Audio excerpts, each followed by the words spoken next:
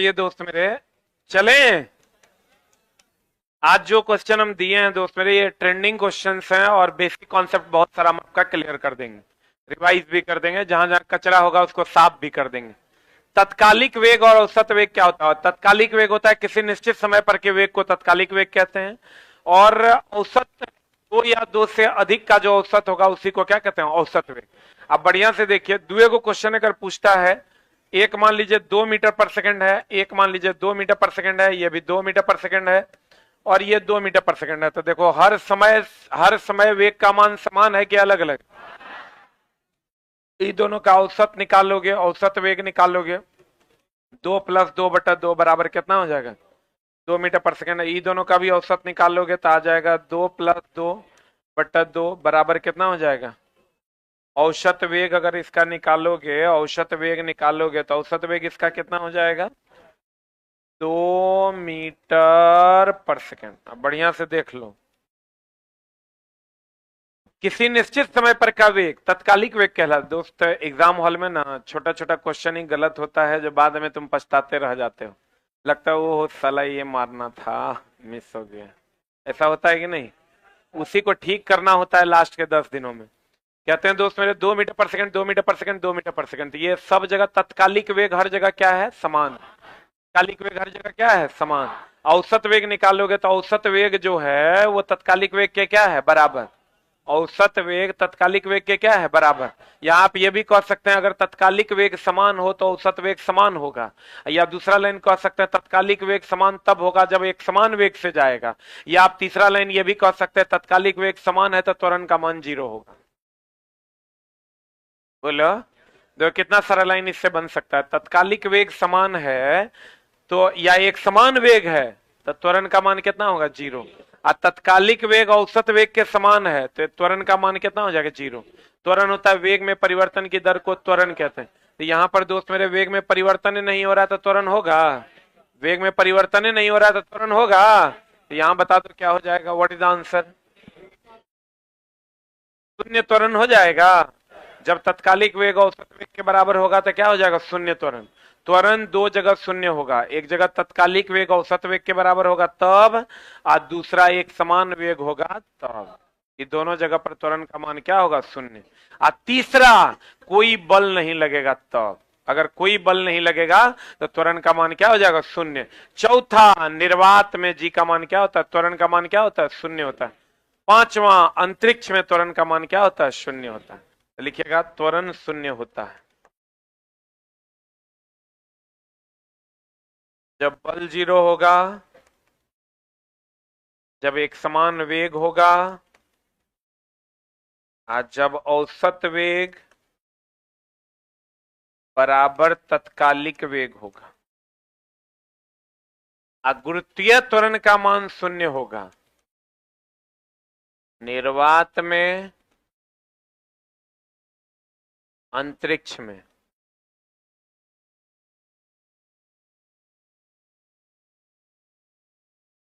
निर्वात में, अंतरिक्ष में,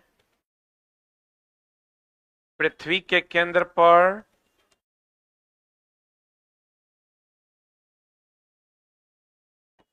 17 गुनी से अधिक स्पीड करने पर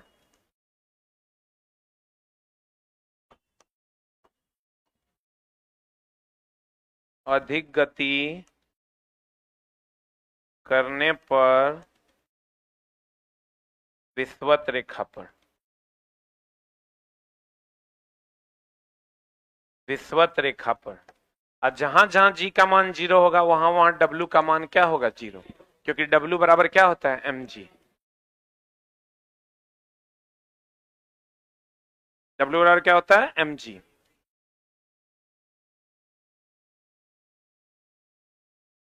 देख लिए?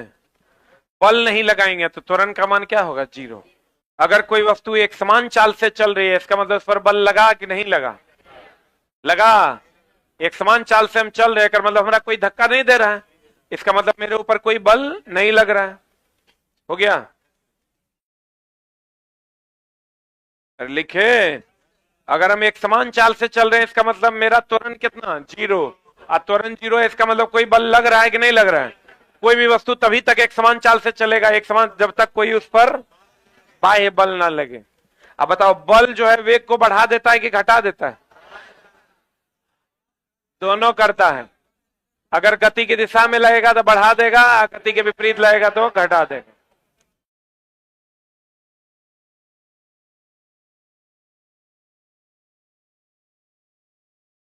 देखो, दूरी और विस्थापन का सवाल अधिकतर पूछता इसलिए है क्योंकि एनसीईआरटी में इसका सवाल दिया हुआ है, और हम बार बार कहते हैं दोस्त मेरे, एकदम कंप्लीट इसको रिवाइज कर लो।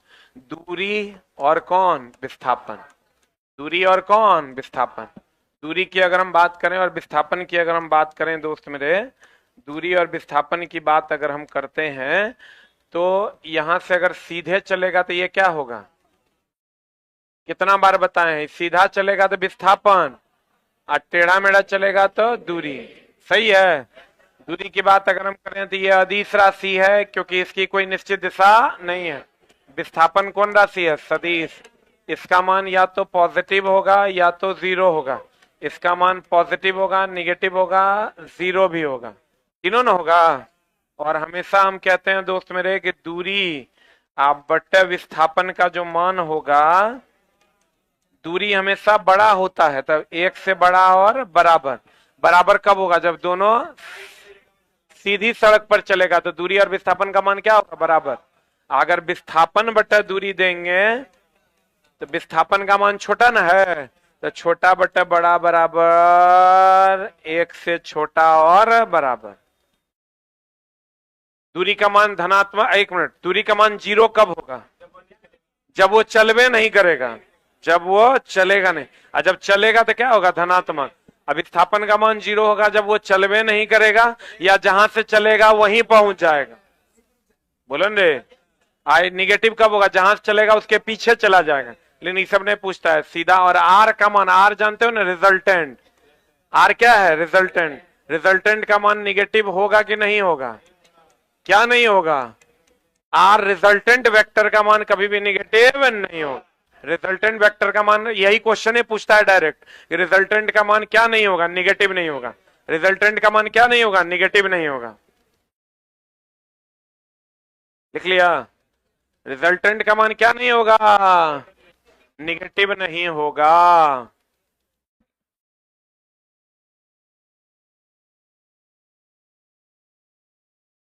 रिजल्टेंट का मान क्या नहीं होगा? निगेटिव नहीं होगा।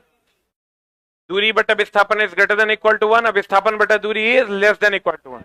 दूरी बटा विस्थापन, दूरी बड़ा होगा ना, देख के मारना। और रिजल्टेंट में का मैग्नीट्यूड कभी भी निगेटिव नहीं होगा। विस्थापन धनात्मक, ऋणात्मक, शून्य तीनों होगा। और दूरी या तो धनात्मक होगा या तो क्या होगा? शून्य होगा। क्लियर है? एकदम चलाएगा, देख के जाना। बता दो, जहां से चला वहीं पहुंच गया, विस्थापन क्या हो जाएगा? जीरो। विस्थापन क्या हो जाएगा? जीरो। एक वस्तु ऊपर की ओर फेंका जाता है, यह 100 मीटर की ऊंचाई तक जाता है, अब फिर फेंकने वाले के पास आ जाता है, तो विस्थापन का मान कितना हो जाएगा? जीरो। अब दूरी हो जाएगा 100 गया 100 आया तो कितना हो गया? 200। 200 ना। अगर कोई जहां से चला, अगर आपको विस्थापन निकालना है, प्रारंभिक बिंदु पे कलम रखना है और अंतिम बिंदु को मिला देना है। अगर मान लो यहां से एक चक्कर लगाता है तो यहां से चला फिर यहीं पहुंच गया, तो यहां से चला फिर यहीं पहुंच गया, तो विस्थापन का मान कितना? जीरो। आज दूरी हो जाएगा, एक चक्कर लगा रहा है 2 पाई आर, एक चक्कर लगाएगा 2 पाई आर, जाए चक्कर लगाएगा उतना। एक कण एक समान वेग से गतिमान है, देख लो फिर वही क्वेश्चन है। एक समान वेग से गतिमान है मतलब 2 मीटर पर सेकंड, 2 मीटर पर सेकंड, 2 मीटर पर सेकंड से गतिमान है। तो कण की गति के संबंध में से कौन सा कथन सत्य है? बताइए कौन सा कथन सत्य है? एक समान रूप से अगर गतिमान है तो इसकी चाल शून्य है। चाल तो है, इसका त्वरण शून्य है, इसका त्वरण वेग के विपरीत है, इसकी चाल परिवर्तित हो सकती है, इसका त्वरण का मान क्या है? शून्य। सही है? यही एगो पेंच वाला क्वेश्चन है ग्राम। अगला ये बता दिए थे अभी हम ना। क्वेश्चन कह रहा है कोई कार कोई कार समतल सड़क पर त्वरित होकर अपने आरंभिक वेग का 4 गुना वेग प्राप्त कर लेता है। इस प्रक्रिया में कार की स्थिति ऊर्जा में कोई परिवर्तन। देखो चलाइए, स्थिति ऊर्जा गति ऊर्जा का जो मामला है इसको एक बार बढ़िया से देख लो। पहले तो तुमको यांत्रिक ऊर्जा का फॉर्मूला पूछता है। यांत्रिक ऊर्जा बराबर होता है स्थितिज ऊर्जा, यांत्रिक ऊर्जा बराबर स्थितिज ऊर्जा अब प्लस कौन ऊर्जा, यांत्रिक ऊर्जा बराबर स्थितिज ऊर्जा प्लस कौन ऊर्जा, गतिज ऊर्जा। दोस्त मेरे ये हमेशा याद रखना कि mechanical energy is equal to ये प्लस ये, लेकिन कभी कभी उल्टा कर भी पूछ दिया है। तुम्हारे प्रीवियस ईयर क्वेश्चन है कि गतिज ऊर्जा बराबर क्या हो जाता है, तो गतिज ऊर्जा बराबर हो जाएगा यांत्रिक ऊर्जा, यांत्रिक ऊर्जा माइनस कौन ऊर्जा, माइनस कौन ऊर्जा, अस्थितिज ऊर्जा। यांत्रिक ऊर्जा माइनस कौन ऊर्जा, अस्थितिज ऊर्जा। ऐसी को स्थिति ऊर्जा के टर्म में भी तो लिखा जा सकता है। स्थिति ऊर्जा के टर्म में लिखेंगे तो भैया इसको यहां रखेंगे, इसको इधर लेके आ जाएंगे, लिख सकते हैं। अरे बोलवे नहीं करता है, आश्चर्य भरी निगाहों से ना देखो। पोटेंशियल एनर्जी बराबर क्या होता है, mgh। काइनेटिक एनर्जी बराबर क्या होता है, हाफ mvs। अब बहुत एग्जाम में कोयला नहीं खोदना है, बढ़िया से समझ लो। 3-4 गो एग्जाम्पल फिक्स है, वही पूछेगा।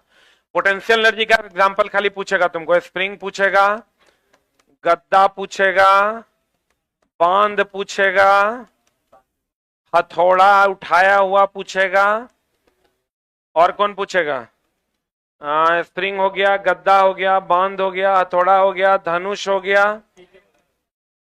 गुलेल हो गया। इतने क्वेश्चन पूछता है आज। तो 1 मिनट रुक जा, हम लोग तो लिखाने के लिए लिखा देते हैं उड़ता हुआ हेलीकॉप्टर फलना चिलना, तो तुम खाली ये अगर मान लो इसके अलावा अभी तक पूछा है इतने एकदम फिक्स क्वेश्चन यहीं तक पूछा है, स्प्रिंग या पूछेगा बांध या हाथ में उठाया हुआ हथौड़ा, धनुष या गुलेल। इतने क्वेश्चन पूछा है पोटेंशियल एनर्जी का एग्जांपल और काइनेटिक एनर्जी के एग्जांपल पे। हम लोग तो समझाने के दृष्टिकोण से कहते हैं चलता हुआ पंखा, लटक कर चलता हुआ पंखा, वो सब पूछा नहीं है। लेकिन अगर पूछ दे उड़ता हुआ हेलीकॉप्टर, तो देख लें, खाली हाइट होगा तो स्थिति ऊर्जा, वेग होगा तो गति ऊर्जा, दोनों होगा तो दोनों ऊर्जा, दोनों में से कोई नहीं होगा तो कोई ऊर्जा नहीं हो। अगर कह दे उड़ता हुआ हेलीकॉप्टर, तो उड़ता हुआ हेलीकॉप्टर में हाइट भी है तो स्थिति ऊर्जा होगा, वेग भी है तो गति ऊर्जा होगा। लेकिन पूछा इतने, स्प्रिंग, गद्दा, बांध, हथौड़ा, धनुष, गुलेल। हाँ, हथौड़ा भी कैसा, उठा हुआ, हथौड़ा कैसा, उठा हुआ। अभी तक जो पूछा है स्प्रिंग, गद्दा, बांध, हथौड़ा, धनुष या गुलेल, स्प्रिंग, गद्दा, बांध, हथौड़ा, धनुष या गुलेल। आइए हमेशा ध्यान रखना कि गुरुत्वाकर्षण के द्वारा किया गया कार्य का भी फॉर्मूला यही है।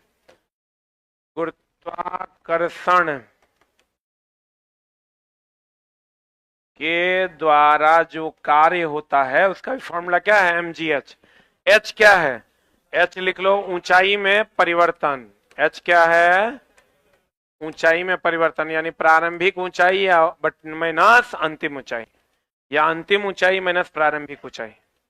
स्प्रिंग, गद्दा, बांध, हथौड़ा, धनुष, गुलेल। स्प्रिंग, गद्दा, बांध, हथौड़ा, धनुष और गुलेल, ये कौन ऊर्जा है, स्थिति ऊर्जा। कौन ऊर्जा, स्थिति ऊर्जा। और अगर हाइट होगा तो स्थिति ऊर्जा, वेग होगा तो गति ऊर्जा, दोनों में से दोनों होगा तो कौन ऊर्जा, दोनों ऊर्जा। गतिज ऊर्जा यांत्रिक ऊर्जा बराबर स्थितिज ऊर्जा प्लस गति ऊर्जा। गति ऊर्जा निकालोगे तो यांत्रिक ऊर्जा माइनस स्थिति ऊर्जा। सही है, बढ़े। पूछा अभी इतने, स्प्रिंग, गद्दा, बांध, हथौड़ा, धनुष और गुलेल। बढ़े। एक चीज हमेशा ध्यान रखना, mgh की अगर हम बात करें, mgh की अगर हम बात करें, ऊपर की ओर जो mgh होगा वो होगा निगेटिव, और नीचे की ओर जो mgh होगा वो होगा पॉजिटिव। एक चीज और ध्यान रखना, उठाने में जो कार्य होगा, उठाने में कार्य जो होगा वो होगा mgh, और उठाए रखने में कार्य जो होगा, कितना बार बोले, उठाए रखने में कार्य जो होगा वो हो जाएगा 0। उठाए रखेंगे तो कार्य का मान क्या हो जाएगा, 0।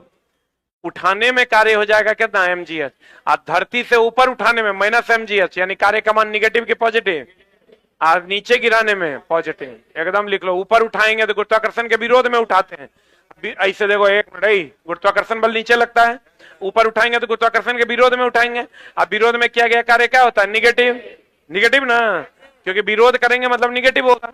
तो गुरुत्वाकर्षण के विरोध में उठाने में किया गया कार्य क्या होगा, ऋणात्मक। अगर गुरुत्वाकर्षण के सपोर्ट में गिरा देंगे तो क्या होगा, धनात्मक। ऊपर उठाएंगे ऋणात्मक, नीचे गिराएंगे धनात्मक। जल्दी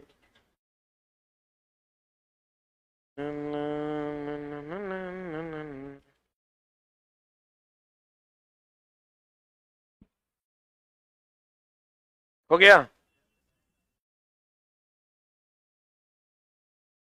ऊपर उठाएंगे तो निगेटिव, ऊपर उठाएंगे तो निगेटिव, ऊपर उठाएंगे निगेटिव।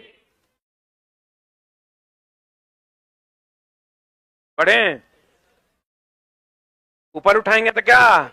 निगेटिव। एक चीज और जान लो दोस्त मेरे, कि पावर का जितना फॉर्मूला है, शक्ति बराबर कार्य बटा समय, या M G H by T, यही फॉर्मूला लगता है हमेशा। सीढ़ी वाला क्वेश्चन देगा तो एच को खाली बदलना ना भूलना, न तो गड़बड़ हो जाएगा। शक्ति बराबर क्या होता है? कार्य बटा समय, एम जी एच। और कार्य बराबर क्या होता है? F S cos theta, F S cos theta. आइए हमेशा ध्यान रखना, थीटा का मान अगर 90 डिग्री होगा तो कॉस 90 जीरो होता है, कार्य का मान क्या होगा? जीरो। थीटा का मान अगर 0 डिग्री होगा तो कॉस 90 होता है, कॉस 0 होता है 1, जो महत्तम मान है, जिसमें कार्य का मान क्या होगा? महत्तम। और थीटा का मान अगर 180 डिग्री होगा, जब बल और विस्थापन के बीच का कोण है थीटा, थीटा का मान 180 डिग्री हो जाएगा, कार्य का मान क्या होगा?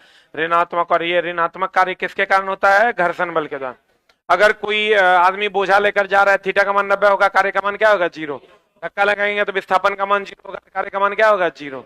अगर कोई आदमी दो ऑप्शन दे, देखिए, एक आदमी बैठ कर पढ़ रहा है, एक आदमी बोझा लेकर जा रहा है, किसमें कार्य 0 होगा? जो आदमी बैठकर पढ़ रहा है उसमें कार्य 0 होगा, क्योंकि उसका विस्थापन एग्जैक्ट क्या होगा? 0। जो आदमी चल रहा है उसका थीटा कभी 90 हो भी सकता है और नहीं भी हो सकता है। पढ़े? थीटा का मान 90 डिग्री, कार्य का मान कितना? 0। थीटा का मान 0 डिग्री, कार्य का मान कितना? महत्तम। थीटा 180, कार्य का मान कितना? ऋणात्मक। थीटा 180 होगा, कार्य का मान क्या होगा? ऋणात्मक। और ऋणात्मक कार्य किसके कारण होता है? घर्षण बल के कारण। क्योंकि घर्षण में गति भैया इधर होता है, घर्षण बल इधर होता है। घर्षण बल इधर में होता है, अरे बोल लो, घर्षण बल इधर में होता है। दोनों एक दूसरे के क्या होता है? विपरीत। कोई स्टाफ है वहां? ऊपर में देखो तो कैबिन में बोलना, सर का मोबाइल सर मांग रहे हैं, चार्ज में लगा हुआ हो गया? अरे हुआ? तुमको जो दोस्त पूछेगा ना, यही वाला कंडीशन भी पूछेगा, ये वाला भी पूछेगा, ये वाला भी पूछेगा, तीनों पूछता है। कार्य का मान ऋणात्मक कब होता है? कार्य, शक्ति और ऊर्जा। यहां आंसर बता दो क्या होगा। कोई कार किसी समतल सड़क पर त्वरित होकर आरंभिक वेग का 4 गुना, तो स्थिति ऊर्जा में कोई परिवर्तन होगा? परिवर्तित नहीं होगा। खींचे हुए धनुष को छोड़ रहा है तो हड़बड़ा के मारोगे तो धनुष में स्थिति ऊर्जा मार दोगे, जो कि ऑप्शनों में नहीं है। खींचे हुए धनुष को छोड़ते समय धनुष की स्थिति ऊर्जा, तो अगर धनुष को छोड़ दोगे तो धनुष जाएगा, तो स्थिति ऊर्जा किस में बदल जाएगा? गति ऊर्जा में बदल जाएगा। मार देंगे गति ऊर्जा। गति ऊर्जा इज द राइट आंसर। एक चीज और ध्यान रखना, ध्वनि तो एक प्रकार का कंपन के कारण उत्पन्न होता है। किसके कारण? कंपन ऊर्जा है, कंपन ऊर्जा है। लेकिन एक चीज ध्यान रखना, ऊष्मा जो है वो अणुओं की गतिज ऊर्जा के कारण उत्पन्न होता है, अणुओं की औसत गतिज ऊर्जा के कारण। अणुओं की गतिज ऊर्जा ऑप्शन में देता है, औसतो गतिज ऊर्जा देगा, तो मारना अणुओं की औसत गतिज ऊर्जा के कारण, अणुओं की औसत गतिज ऊर्जा के कारण। और चला, आज के एलपी टेस्ट में था क्या?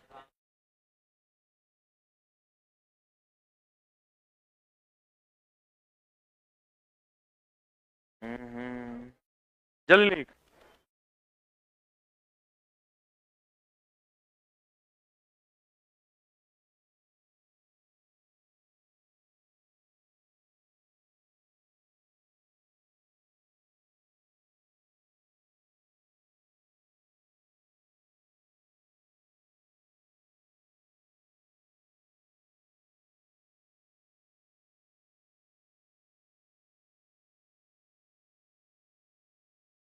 हो गया? देखो, ऊष्मा पूछता है क्वेश्चन, ऊष्मा क्या है? अणुओं की औसत गतिज ऊर्जा के कारण ऊष्मा उत्पन्न होता है। गतिज ऊर्जा के कारण नहीं, औसत गतिज ऊर्जा के कारण उत्पन्न होता है।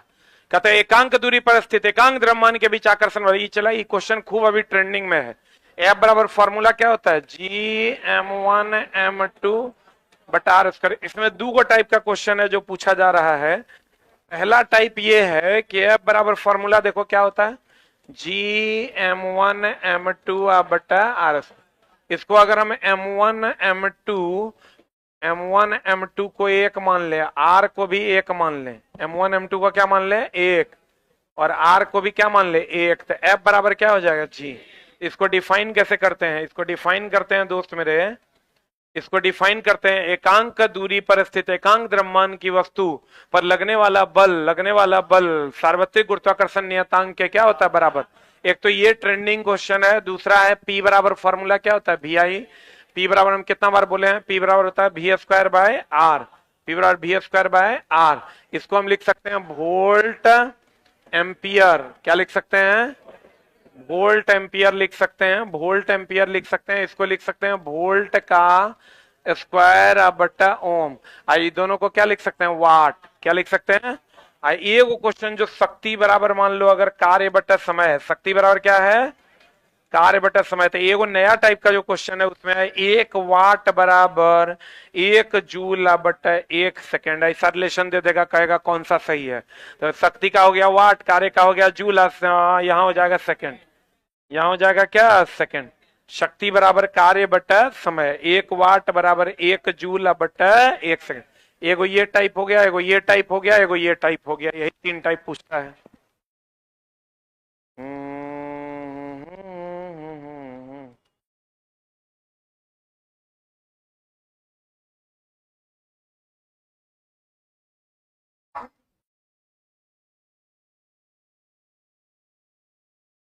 हो गया।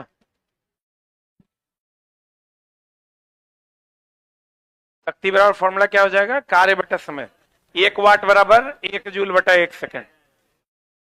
तीनों ट्रेंड समझ में आ गया ना।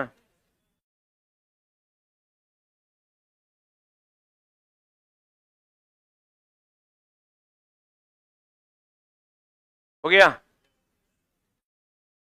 अरे हो गया। इसको देखो कैसे पूछेगा, इसको पूछेगा एकांक दूरी पर स्थित एकांक द्रव्यमान वाले पिंड पर लगने वाला गुरुत्वाकर्षण बल सार्वत्रिक गुरुत्वाकर्षण नियतांक के बराबर होता है। या यहां पूछ देगा बताओ निम्न में से कौन शक्ति का मात्रक है, एक ऑप्शन दे देगा वोल्ट एम्पियर। तो वोल्ट एम्पियर शक्ति का मात्रक है कि नहीं है, क्योंकि वोल्ट एम्पियर ही किसके बराबर, वाट के। और यहाँ पूछ देगा निम्न में से कौन सा संबंध सही है, 1 वाट बराबर 1 जूल बटा 1 सेकेंड, 1 वाट बराबर 1 जूल बटा 1 मीटर, 1 वाट बराबर 1 अर्ग बटा 1 सेंटीमीटर, कुछ इस टाइप का सवाल दे देगा और आपको कहेगा बताइए कौन सा सही है, बना दीजिएगा। एकांक दूरी पर स्थित एकांक द्रव्यमान के बीच आकर्षण बल किसके बराबर होता है, सार्वत्रिक गुरुत्वाकर्षण नियतांक। अब बताओ गुरुत्वाकर्षण बल सभी जगहों पर लागू होता है कि पृथ्वी और सूर्य के बीच लागू होता है, गुरुत्वाकर्षण बल सभी जगहों पर लागू होता है, हर जगह पर गुरुत्वाकर्षण बल लागू होता है। अगला क्वेश्चन देखो क्या कहता है, कहता कोई लड़का डोरी से बंधे पत्थर को किसी क्षैतिज वृत्ताकार पथ पर घुमाता है, यदि डोरी टूट जाए। इसका क्वेश्चन जो तुमको पूछेगा, देखो 2 मिनट में हम तुमको पूरा का पूरा वृत्तीय गति खत्म करते हैं, उससे बाहर क्वेश्चन नहीं जाएगा। वृत्तीय गति की अगर हम बात करें तो वृत्तीय गति में एक लाइन जो सबसे ज्यादा पूछता है, चाल और गतिज ऊर्जा नियत रहता है। चाल और गतिज ऊर्जा क्या रहता है, नियत रहता है। चाल और गतिज ऊर्जा क्या रहता है, नियत रहता है, नियत अचर रहता है। अभिकेंद्र बल का फॉर्मूला होता है mv²/r या m⍵²r, और अभिकेंद्र त्वरण का फॉर्मूला होता है v²/r। और दोस्त मेरे अगर अगर अगर वेग की दिशा स्पर्श रेखा की दिशा में होती है, जबकि अभिकेंद्र त्वरण और अभिकेंद्र बल की दिशा जो होती है वो किधर की ओर होती है, अभिकेंद्र बल और अभिकेंद्र त्वरण की दिशा केंद्र की ओर होती है, जबकि वेग की दिशा किधर की ओर होती है, स्पर्श रेखा की दिशा में। इसीलिए बॉल अगर ये धागा में बंधा हुआ और ये टूटेगा तो स्पर्श रेखा की दिशा में चला जाएगा। किधर की ओर चला जाएगा, स्पर्श रेखा की दिशा में चला जाएगा। कोई भी वक्र पथ पर अगर घूमता है तो उसे अभिकेंद्र बल बनाने के लिए वक्र पथ को कैसा बना दे, सुनो चला, लिखने का समय नहीं है। वक्र पथ को क्या बना दिया था, ढालनुमा। वक्र पथ पर अधिकतम सुरक्षित चाल v बराबर √r/g tan थीटा होता है, जहां r वक्र पथ की क्या है, त्रिज्या है, g गुरुत्वीय त्वरण है और tan थीटा क्या है, ढाल है। tan थीटा क्या है, ढाल। अगर कोई पिंड वृत्तीय पथ पर घूमती है तो उसे अभिकेंद्र बल की आवश्यकता होती है। और अगर अगर अगर कोई ग्रह सूर्य के चारों तरफ घूम रहा है तो यहाँ जो अभिकेंद्र बल होगा वो गुरुत्वाकर्षण बल से मिलेगा। कहां से मिलेगा, कहां से मिलेगा, गुरुत्वाकर्षण बल से मिलेगा। अगर इलेक्ट्रॉन नाभिक के चारों तरफ घूम रहा है तो यहाँ जो अभिकेंद्र बल मिलेगा वो विद्युत आकर्षण बल से मिलेगा। कहां से मिलेगा, विद्युत आकर्षण बल से मिलेगा। अगर कोई गाड़ी सड़क पर घूम रही है तो वहां अभिकेंद्र बल घर्षण बल से मिलेगा। और अगर कोई धागे में पत्थर को बांध कर घुमाया जाए तो धागा में तनन बल होता है, ग्रह में गुरुत्वाकर्षण बल होता है, इलेक्ट्रॉन प्रोटॉन में विद्युत आकर्षण बल होता है, धागा में तनाव बल होता है।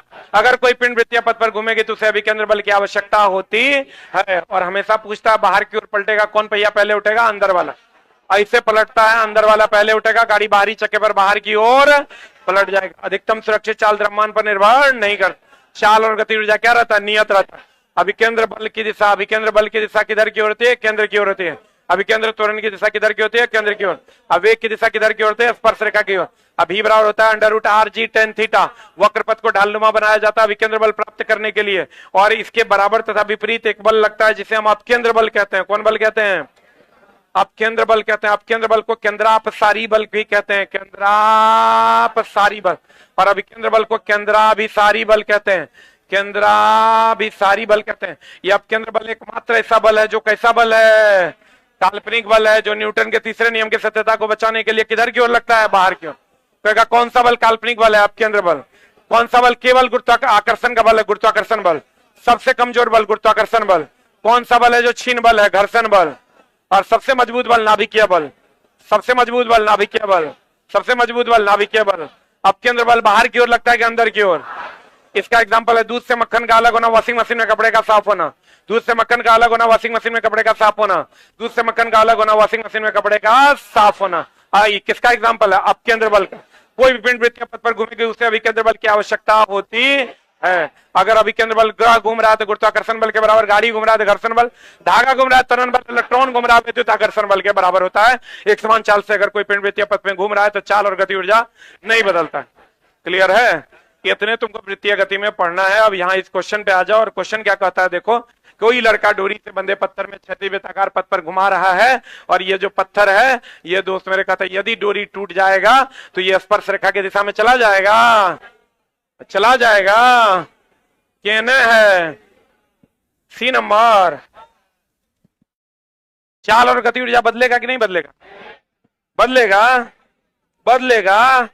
कब कहा जाएगा कोई पिंड मुक्त रूप से गिर रहा है, कोई बल नहीं लगेगा, मुक्त रूप से गिरेगा, मुक्त रूप से गिरेगा, कोई बल नहीं लगेगा। अगर ऊपर से नीचे गिरेगा प्रारंभिक वेग 0, नीचे से ऊपर जाएगा अंतिम वेग 0, और नीचे से ऊपर जाए कि ऊपर से नीचे जाए। हमेशा हम बोले जी, और कुल ऊर्जा का मान, कुल ऊर्जा का मान क्या रहेगा, नियत। एक चीज और ध्यान रखें, अगर आधा पर रहेगा तो पोटेंशियल एनर्जी भी आधा 50% होगा, और काइनेटिक एनर्जी भी क्या होगा, 50% होगा। अगर कितना ऊंचाई पर रहेगा, h/2। अगर ये नीचे से ऊपर जा रहा है तो हाइट बढ़ रहा है, इसलिए स्थिति ऊर्जा का मान बढ़ेगा, गति ऊर्जा का मान घटेगा। ऊपर से नीचे आ रहा है, पोटेंशियल एनर्जी mgh होता है, h का मान घटेगा, पोटेंशियल एनर्जी का मान घटेगा, काइनेटिक एनर्जी का मान बढ़ेगा, और कुल ऊर्जा का मान क्या रहेगा, नियत रहे। आधा पर रहेगा, आधा स्थिति ऊर्जा, आधा गति ऊर्जा। अगर कोई पिंड ऊपर से नीचे आ रहा है तो स्थिति ऊर्जा जो इसका होगा वो गति ऊर्जा में बदल जाएगा, और अगर कोई पिंड नीचे से ऊपर जा रहा है तो गति ऊर्जा जो होगा स्थिति ऊर्जा में बदल जाएगा। बोलेंगे अगर आधी ऊंचाई पर रहेगा तो आधा स्थिति ऊर्जा और आधा गति ऊर्जा, आधा स्थिति और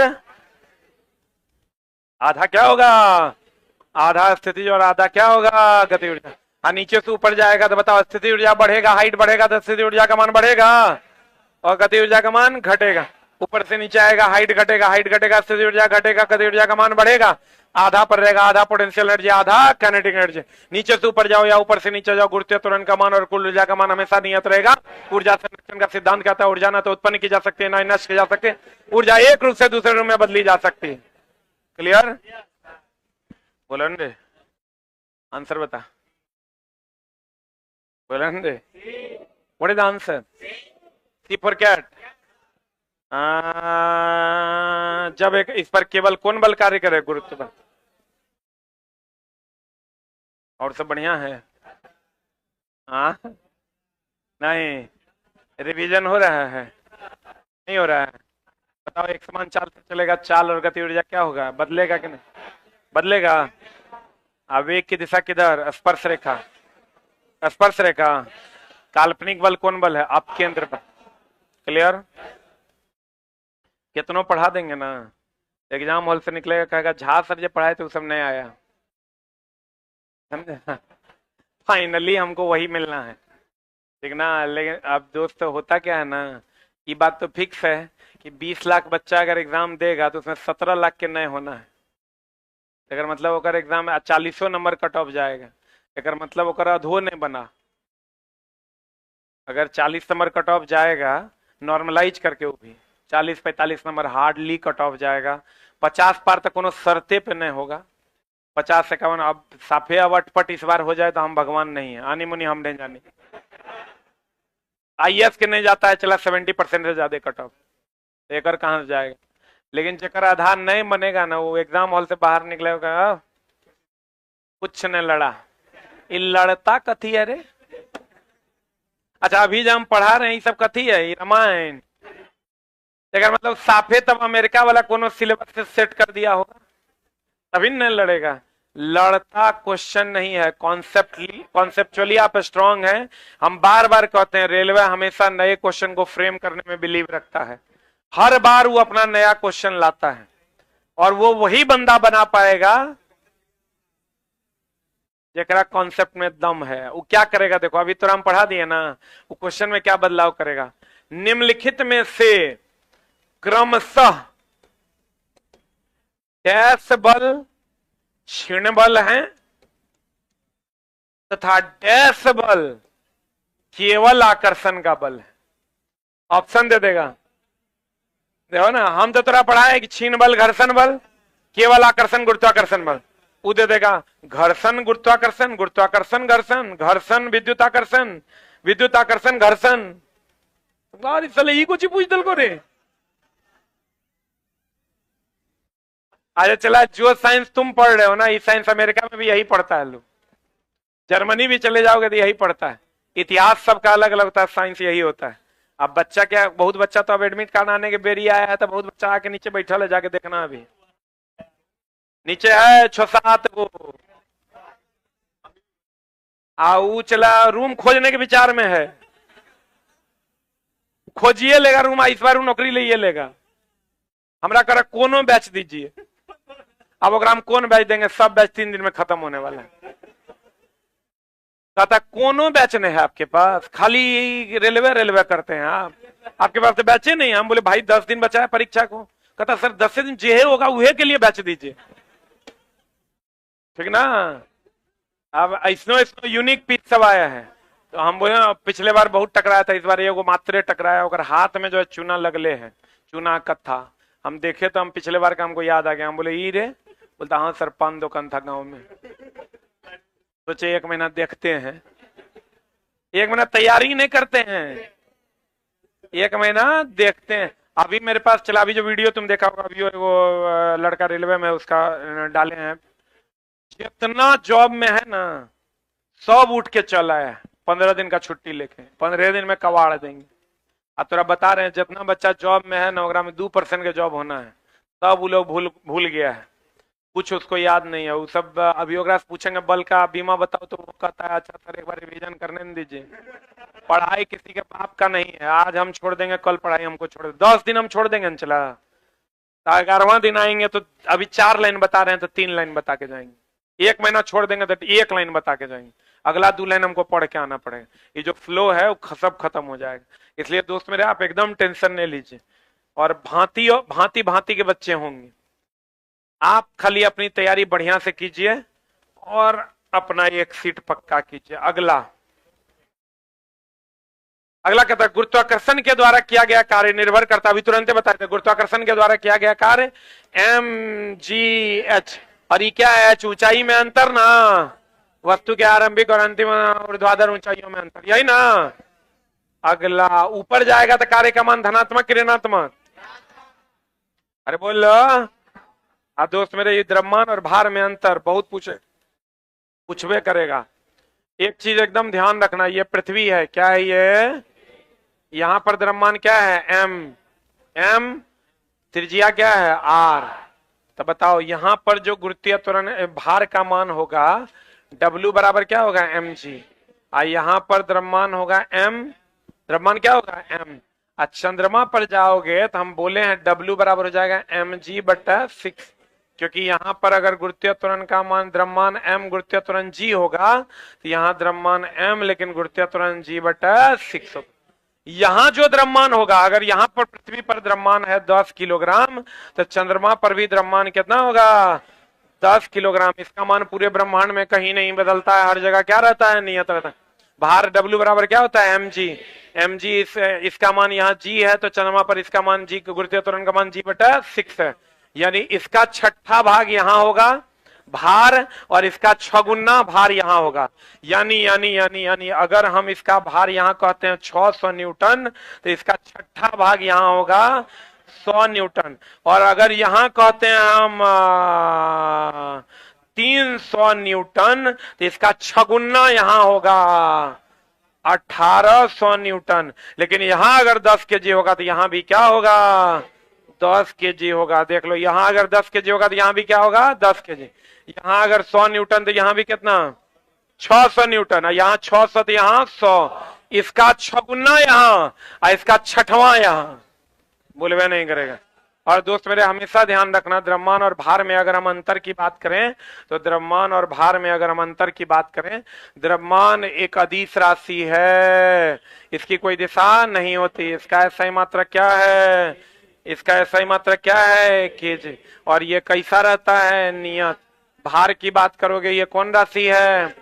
सदिश राशि। इसका SI मात्रक न्यूटन। और ये बदलता है कि नहीं बदलता? क्योंकि W बराबर होता है mg। g का मान बदलेगा, W का मान क्या होगा? बदलेगा। ये एकदम ध्यान रखना कि यहाँ इसका छठा भाग भार यहाँ और इसका छगुना यहाँ। ऐसे भी चंद्रमा छोटा है, छोटा पे भार घट जाएगा और घट के छठा भाग हो जाएगा। और पृथ्वी बड़ा है तो यहाँ पर भार छगुना हो जाएगा। और द्रव्यमान जो यहाँ रहेगा वही यहाँ रहेगा। द्रव्यमान एक अदिश राशि है, मात्रक केजी है, नियत रहता है। भार सदिश राशि है, मात्रक न्यूटन है। और ये क्या होता है? बदलता है। किसका मान अलग अलग जगह पर अलग अलग होता है? भार का। भार का। किसका? भार का। द्रव्यमान का मान हर जगह क्या रहता है? नियत रहता है। क्लियर है? अरे बोल लो, अरे बोल लो, अरे बोल लो।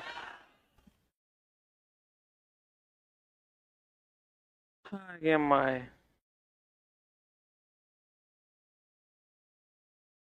अब देखो दोस्त मेरे, क्या कहते हैं, क्या कहते हैं, गौर फरमाइएगा। कहता है धरती की सतह पर मापने पर एक वस्तु का भार कितना है? 60 न्यूटन। चंद्रमा पर इसे मापने पर इसका भार कितना हो जाएगा? धरती पर 60 है तो चंद्रमा पर छठा भाग होगा कितना न्यूटन? 10 न्यूटन। बनेगा ना?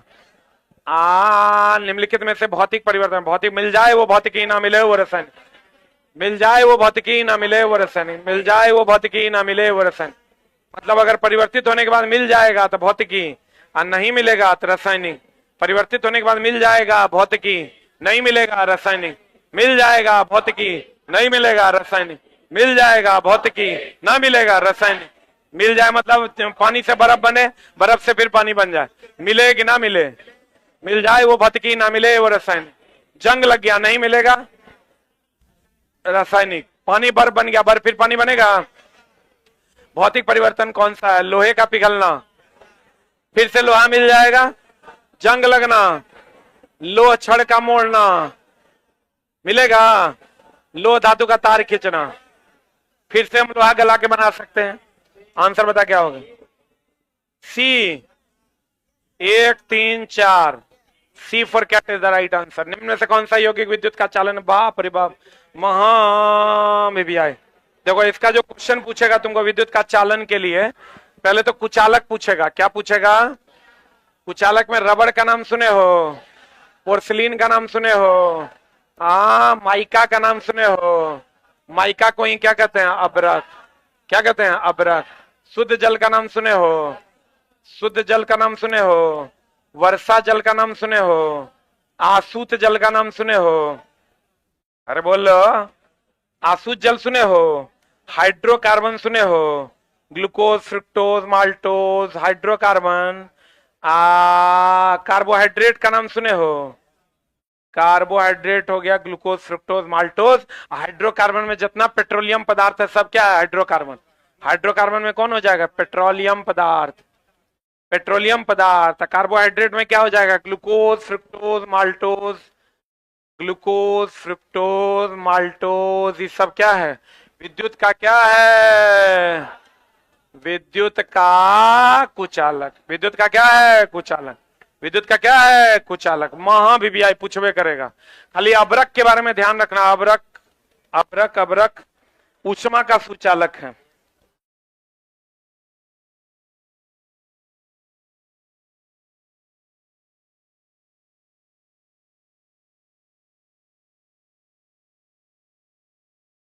अबरक ऊष्मा का सुचालक और विद्युत का कुचालक है। पोर्सिलीन ऊष्मा और विद्युत दोनों का क्या है? कुचालक। पढ़े? आज जिस घोल से विद्युत धारा का प्रवाह होगा उसे विद्युत अपघट्य कहते हैं। आज ग्रास नहीं होगा उसे विद्युत अनअपघट्य कहते हैं। बढ़िया रे। कार्बोहाइड्रेट विद्युत का क्या है? कुचालक। हाइड्रोकार्बन विद्युत का क्या है? कुचालक। पेट्रोल, गैसोलीन, केरोसिन विद्युत का क्या है? कुचालक। ग्लूकोज, फ्रुक्टोज, माल्टोज, गैलेक्टोज विद्युत का क्या है? कुचालक। शुद्ध जल, अशुद्ध जल, वर्षा का जल विद्युत का क्या है? कुचालक। क्या है? कुचालक। पोर्सिलीन विद्युत का क्या है? कुचालक। माइका विद्युत का क्या है? कुचालक। रबर विद्युत का क्या है? कुचालक। क्लियर है? इतने रहवे करेगा। मार फायरिंग आंसर बता। सोडियम क्लोराइड विद्युत का क्या है? सुचालक। लेकिन कौन अवस्था में रहेगा? द्रव अवस्था में। एकदम एक चीज याद रखना। आयनिक यौगिक का गुण पूछे या NaCl का गुण पूछे, महाभिव्याय, इसका क्वथनांक और गलनांक, क्वथनांक एंड गलनांक क्या होता है? उच्च होता है। और ये ठोस अवस्था में विद्युत के कुचालक होते हैं और द्रव अवस्था में विद्युत के। एक क्वेश्चन यहां से रहेगा। नमक ले लो। नमक को ठोस अवस्था में रखोगे कुचालक और द्रव अवस्था में रखोगे सुचालक। H2O में ये घुलनशील क्यों? घुलनशील। अरे जल में नमक क्या होता है? घुलनशील। कार्बनिक घोलक में अगर कहेगा तो अघुलनशील, अघुलनशील, अघुलनशील। ये जब भी बनेगा धातु और धातु के बीच बनता है। धातु एंड अधातु के बीच बनता। किसके किसके बीच बनता? धातु और अधातु के बीच बनता है। महाभिव्याय। इसका ठीक उल्टा होता है सहसंयोजक। इसका ठीक उल्टा कौन होता है? सहसंयोजक। उसका क्वथनांक और गलनांक निम्न होता है। उसका क्वथनांक और गलनांक क्या होता है दोस्त मेरे? निम्न होता है।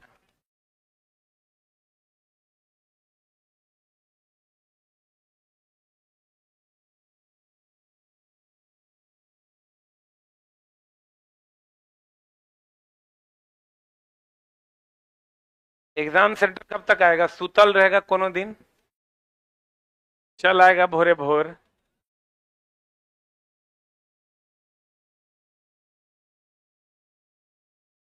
बहुत जल्द चला। डेवलपर को हम लगाए हुए हैं। जो बच्चे ऑनलाइन टेस्ट अपने सिस्टम पे घर पे भी देना चाहते हैं या अगल बगल में आपके पास सिस्टम में अवेलेबल होगा तो बहुत कम फीस में आप वहां भी बैठ के टेस्ट मार सकिएगा। हम एक लिंक आपको देंगे, वो आपको कंप्यूटर में इंस्टॉल करना है। सेम विंडो जो TCS का है वो आपके सामने खुल जाएगा। जो टेस्ट यहाँ होता है वही टेस्ट आप वहां मार पाइएगा।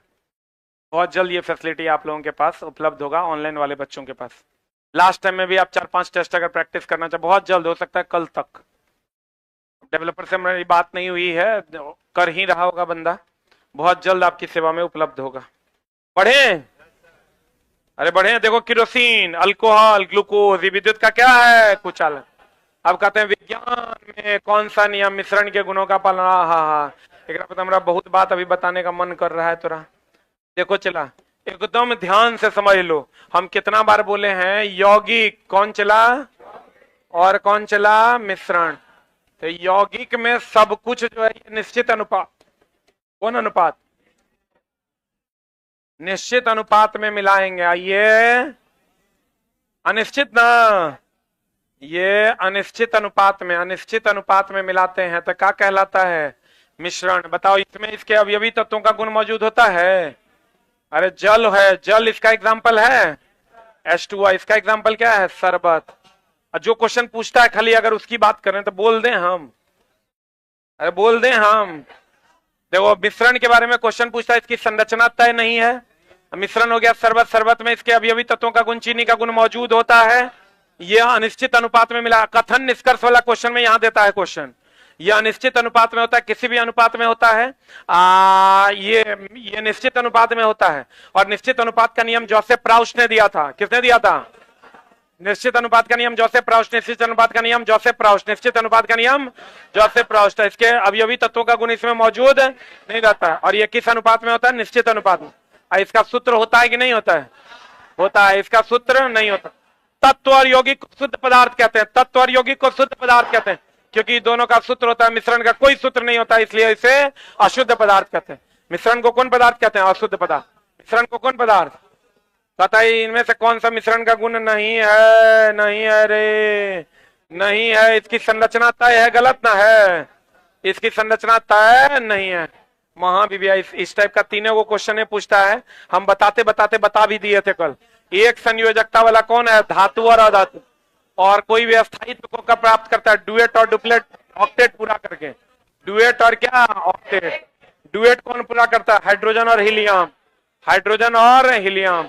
कौन निम्नलिखित में से कौन सा कथन प्रयोग करने के लिए गलत है? दोस्त मेरे, ये हमेशा ध्यान रखना, तत्व के सूक्ष्मतम कण को क्या कहते हैं? परमाणु। जैसे ओ। यौगिक के सूक्ष्मतम कण को क्या कहते हैं? अणु। जैसे क्या? O2 ना। याद रखना, छोटका के बड़का, बड़का के छोटका, छोटका के बड़का, बड़का के छोटका। परमाणु शब्द का खोज किया था डेमोक्रिट्स ने। और याद रखना, परमाणु शब्द का खोज, शब्द का खोज कौन किया? डेमोक्रिट्स। लेकिन परमाणु का पहला सिद्धांत दिया था थॉमसन ने। पहला सिद्धांत किसने दिया? थॉमसन ने। लेकिन बुनियादी सिद्धांत डाल्टन ने। पहला सिद्धांत थॉमसन, बुनियादी सिद्धांत डाल्टन। आप पता है परमाणु के लिए जो दिया था मामला, एनसीईआरटी में भी दिया था, पहले है कौन? थॉमसन। थॉमसन के बाद डाल्टन। डाल्टन का था परमाणु अविभाज्य। डाल्टन के बाद रदरफोर्ड। रदरफोर्ड के बाद बोर-ब्यूरी। बोर-ब्यूरी ने ही ने 2n² का सिद्धांत दिया था। डाल्टन कहता था प्लम पुडिंग का सिद्धांत थॉमसन ने। परमाणु सिद्धांत, बुनियादी सिद्धांत डाल्टन। ये कहता था परमाणु अविभाज्य। रदरफोर्ड कहता था परमाणु क्या है? विभाज्य है। अब बोर-ब्यूरी के अनुसार महत्तम का इलेक्ट्रॉन की संख्या 2n² होती है। उसी से निकालते KLM में कितना इलेक्ट्रॉन रह सकता है। बोलो, अरे बोलो, पहला सिद्धांत कौन दिया? लेकिन कहेगा बुनियादी सिद्धांत कौन दिया? डाल्टन। बुनियादी सिद्धांत कौन दिया? बुनियादी सिद्धांत, बुनियादी सिद्धांत डाल्टन। पहला सिद्धांत, पहला सिद्धांत, पहला सिद्धांत थॉमसन, थॉमसन, थॉमसन, थॉमसन। अगला, नीचे दिए गए तत्वों में से, नीचे दिए गए तत्वों में से डैश का आकार सबसे बड़ा है। ये हमेशा ध्यान रखिएगा, सबसे छोटा है। इधर से इधर जाएंगे आवर्त में घटता, वर्ग में बढ़ता। लगातार परमाणु संख्या होगा तो आवर्त का होगा, और लगातार नहीं होगा तो किसका होगा? वर्ग का होगा। गौर से देखो, ये 11 है, ये 12 है, ये 13 है, तो इसका मतलब आवर्त में इधर से इधर जाने पर क्या होगा? घटता। सबसे छोटका मांग रहा है, aluminium is the right answer. सही है। अब देखो, ये आवर्त में घटता, वर्ग में क्या होता? बढ़ता। इसके अलावा विद्युत ऋणात्मकता, इलेक्ट्रॉन बंधुता, आयनन विभव आवर्त में बढ़ता और वर्ग में घटता। एक उल्टा होता है, विद्युत ऋणात्मकता, आयनन विभव और इलेक्ट्रॉन बंधुता। बोलन रे। अगला अगला अगला, इसका देखो, किसी का भी द्रव्यमान, किसी का भी प्रतिशत निकालना है ना, तो पूरे का द्रव्यमान निकाल देना है। पूरे का द्रव्यमान हो जाएगा 14, 4 18 प्लस 14 प्लस 48, कितना? 80 ग्राम। में नाइट्रोजन का प्रतिशत 14 दूनी कितना? 28। तो कहेंगे 80 ग्राम में 28 ग्राम नाइट्रोजन, इसलिए 1 ग्राम में 28/80, इसलिए 100 ग्राम में 28/80 या गुना 100% नाइट्रोजन।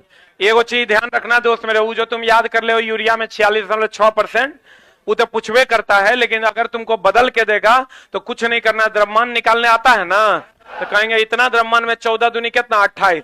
अगर कहता ऑक्सीजन का प्रतिशत, कहते इतना द्रव्यमान में 16 तिया कितना? 48। इसलिए 1 में कितना, इसलिए 100 में कितना? अरे बोलो, किसी का भी निकाल दोगे? अगर मान लो कैल्शियम फॉस्फेट दे देगा CA3PO4 हॉल 2, फास्फोरस का प्रतिशत कहेगा, इसका मान लो द्रव्यमान निकल कर आया x, तो कहेंगे x में कितना फास्फोरस, 31 दूनी 62 ग्राम, इसलिए 1 में कितना, इसलिए 100 में कितना, अरे बोलो 31 दूनी कितना 62, 31 दूनी कितना 62, निकल जाएगा। निम्नलिखित में से कौन सी संरचना उत्तकों के एरियोलर टिश्यू, एरियोलर टिश्यू का काम है उत्तकों का मदद करना। वसा सबसे अधिक ऊर्जा देता है, कंडरा, कंडरा बोले तो हड्डी और मांसपेशी को क्या करता है, जोड़ता है, और इसका रंग होता है सफेद, इसका रंग क्या होता है, सफेद। उपास्थि कान, नाक और गले की हड्डी उपास्थि की होती है। श्वसन तंत्र को अलग रखने का काम भी कौन करता है, उपास्थि। रिंग या छल्ले करते, उपास्थि को मुलायम हड्डी के नाम से जानते। पशु उत्तक नहीं है, बताओ कौन, दृढ़ उत्तक। पौधे के बाहरी सेल को, बाहर में जो छिलका तुमको मृत दिखता है उसी को हम क्या कहते हैं, दृढ़ उत्तक। अब बाकी तंत्रिका उत्तक जो है, निम्न से कौन सा पशु उत्तक नहीं है, तंत्रिका उत्तक है कि नहीं है। तंत्रिका में ही क्या होता है, न्यूरॉन, क्या होता है, न्यूरॉन।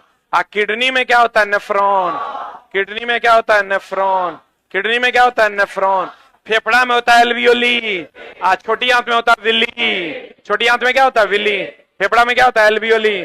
तंत्रिका, तंत्र का सूक्ष्मतम अवयव क्या है, न्यूरॉन। किडनी का सूक्ष्मतम अवयव कौन, नेफ्रॉन, किडनी का नेफ्रॉन, तंत्रिका, तंत्र का न्यूरॉन। फेफड़ा क्या करता है, ऑक्सीजन डालकर शुद्ध करता है, और किडनी रक्त को छान कर शुद्ध करता है। और रक्त में क्या छानता है, यूरिया, रक्त में क्या छानता है, यूरिया, रक्त में क्या छानता है, यूरिया। फेफड़ा में होता है एल्वियोली, जो ऑक्सीजन देता लेता और कार्बन डाइऑक्साइड देता, ऑक्सीजन देता और कार्बन डाइऑक्साइड लेता। और विली होता है छोटी आंत, वो उंगलीनुमा संरचना का होता है, जिसमें रक्त भरा हुआ होता है, जो भोजन रस को क्या करता है, अवशोषण करता है। छोटी आंत में क्या होता है, विली, छोटी आंत में क्या होता है, विली। और फेफड़े में क्या होता है, एल्वियोली, फेफड़े में क्या होता है, एल्वियोली, एल्वियोली ना। तंत्रिका तंत्र में क्या होता है, न्यूरॉन। किडनी में क्या होता है, नेफ्रॉन, नेफ्रॉन, नेफ्रॉन कहाँ होता है, किडनी में, जो छानने का काम करता है। अब भैया इलेक्ट्रॉन पर कौन, नाभिक के लिए कौन खोजा था, अल्फा किरण का प्रकीर्णन प्रभाव कौन दिया था, रदरफोर्ड। और रदरफोर्ड सिर्फ और सिर्फ प्रोटॉन के बारे में और सिर्फ नाभिक के बारे में खोजा था। बताओ आंसर।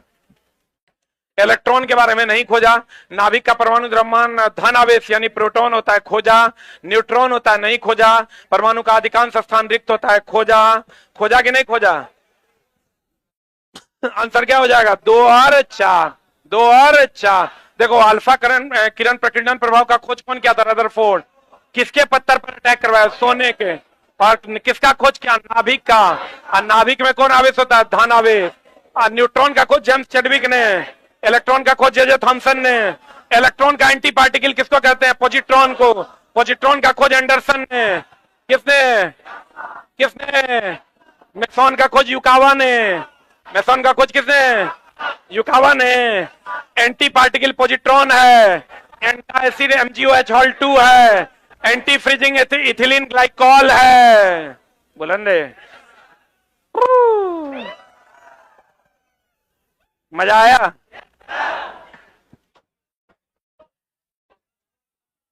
कल आपकी क्लास नियमित समय पर है। एक मिनट, एक स्पेशल अनाउंसमेंट। कल का ग्रुप डी का टेस्ट, सब अपने जगह पे बैठ जाओ। जो लोग भी नीचे बैठे हैं अपने जगह पे बैठ जाओ, नहीं तो CBT 1 नहीं होगा। देख लो फिर, बैठ जाओ मतलब बैठ जाओ। अब मेरा श्राप चला खाली कभी नहीं गया है। देखो कल और परसों का शेड्यूल हम आपको बता देते हैं। ग्रुप डी का टेस्ट ऑनलाइन CBT मोड में होगा, कंप्यूटर पर। कहां होगा, कंप्यूटर पर। 12 बजे आप आ सकते हैं, 2 बजे आप आ सकते हैं, 4 बजे आ सकते हैं। अब दोपहर दिन रात में पूछना, दोपहरिया के समय है। सेम शेड्यूल है। ये है सैटरडे का, कब है। और इसका ओपन टेस्ट है, कोई भी आ सकता है। 15 रुपया इसका फी है। PDF जैसे मिलता है वैसे मिलेगा। फिर है दोस्त मेरे NTPC का टेस्ट। NTPC का टेस्ट हो जाएगा, NTPC का टेस्ट हो जाएगा कब, संडे को। जे उठ गया मतलब एकदम समझ लो नहीं होगा। देख लो आप, संडे को होगा NTPC का टेस्ट। सेम टाइम होगा, 12 बजे, 2 बजे और 4 बजे। इसका भी फी कितना लगेगा, 15 रुपए। और 12 बजे, इसलिए आप कहिएगा सर एएलपी का टेस्ट काहे नहीं करवा रहे हैं आप, ये कौन तरीका है? तो दोस्त मेरे 12 बजे तक सिस्टम मेंटेनेंस में रहेगा और एएलपी टेस्ट में ऑलरेडी 6 बजे से एडमिशन है। बेहोश हो गया? देखो देखो देखो देखो, दांत पे दांत नहीं बैठा है। अच्छा अच्छा, थका हुआ है, कोई बात, इधर आ जाओ, इधर आ जाओ, इधर, कोई बात नहीं। 12, 2 और 4, एक और जिसका बिहार इलेक्ट्रिसिटी का टेस्ट चलता है, वो सोमवार का जो टेस्ट है, कल रविवार को परसों लेने वाले हैं। ऑनलाइन उसका ऑफलाइन टेस्ट होता है, तो एक दिन उसको सीबीटी मोड में उसका टेस्ट ले रहे हैं। उसका टाइम है 10 बजे और 6 बजे। बिहार इलेक्ट्रिसिटी का टेस्ट का टाइम है 10 बजे और 6 बजे। जिसका एडमिशन है नहीं है संडे को, कब? संडे को। एडमिशन नहीं है तो 15 रुपया पे करेगा, एडमिशन है तो कोई पैसा पे नहीं करेगा। और दूसरा, कल और परसों जीएस का महा डिस्कशन है, 8 बजे से लेकर 5 बजे तक, 5:30 तक। वो कटेगा, ई लाइव होगा। ये जो हॉटशॉट है डेली है, 10 दिन लगातार बोले थे तो 10 दिन लगातार है, कल भी है परसों भी है, और ये 2 दिन के लिए है। इसका पीडीएफ नीचे मिल रहा है और टेलीग्राम पर भी डाल दिया गया है, यूट्यूब कम्युनिटी में भी डाल दिया गया है। आप प्रिंट निकाल लीजिए। एक और चीज, फिजिक्स, केमिस्ट्री और बायो, एसके जा सामान्य विज्ञान का बारकोड नीचे उपलब्ध कर दिया गया है। आप किसी भी क्वेश्चन पे आपको डाउट है किसी भी चैप्टर का, उस चैप्टर का बारकोड स्कैन कीजिए, उस नंबर को क्लिक कीजिए, वीडियो सॉल्यूशन मिल जाएगा। अभी हम नहीं करवाए हैं, लेकिन धीरे धीरे मेरे वीडियो से वो रिप्लेस हो जाएगा। अभी दूसरे टीचर से करवा दिए, एग्जाम का टाइम था, हम 2000 घंटा नहीं करवा पाते, तो हमने सोचा करवा देते हैं, बच्चों को इससे लाभ हो जाएगा।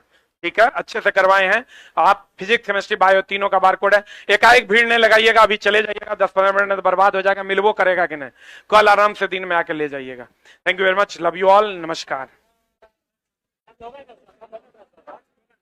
हॉटशॉट की क्लास कल भी है, परसों भी है, ऑफलाइन में भी है। खाली जनरल अवेयरनेस का क्लास ऑफलाइन में नहीं है, सिर्फ ऑनलाइन में है।